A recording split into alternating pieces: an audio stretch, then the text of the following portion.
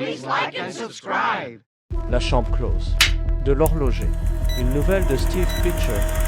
Instant zéro. Le communiqué tombe à 14h12, un jeudi, sous la forme d'un fil de 12 messages que personne n'a le temps de lire en entier avant de le partager.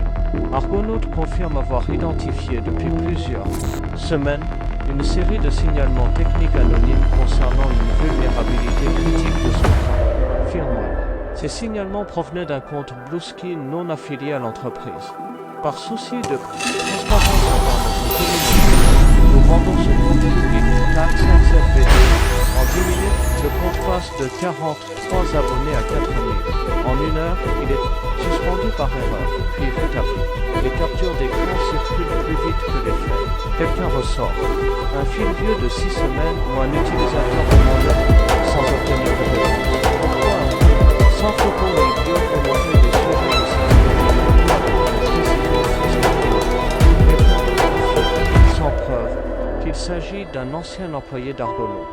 Un troisième jure que c'est un bot. Mathis Renard referme l'onglet, en ouvre un autre, referme celui-là aussi. Il ne panique pas. C'est la première chose qu'il note, presque avec surprise, en observant ses propres mains parfaitement immobiles sur le clavier. Il devrait être en train de courir vers sa rédaction. Au lieu de ça, il reste assis, regarde le nombre d'abonnés grimper, en sachant deux choses que personne ne dans cette explosion de vie. Il sait que ce jour, après semaine d'existence passive, et il sait que le premier message n'était pas un signalement de sécurité. C'était une correction glissée en réponse à un commentaire perdu d'un poste d'influenceur corrigeant une erreur de terminologie sur l'entreprise photographique que personne n'ose relever. Personne, sauf vous avez passé le signal plongé dans une pile d'articles techniques sur les défaillances de générateurs aléatoires pour un papier qu'aucune rédaction n'avait voulu publier. C'est ainsi qu'on repère un signal dans le bruit en ayant déjà, avant même de le chercher, la grille pour le lire. Il rouvre son dossier local, celui qu'il tient depuis le début et qu'il n'a montré à personne. 47 captures d'écran, un tableur avec des horodatage, une colonne qu'il a nommée « sans trop y réfléchir style ». Le compte ne répond jamais aux provocations. Il ne s'excuse jamais d'un silence. Il ne poste jamais 2 fois le même jour. Sauf une exception, une seule, en semaine 7 ou 2 messages sont tombés à 4 minutes d'écart.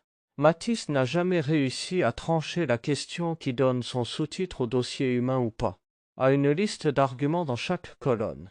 Il sait seulement que, dans les 10 minutes qui viennent, 4000 personnes vont se poser la même question que lui, sans aucune des semaines d'avance qu'il a sur elle.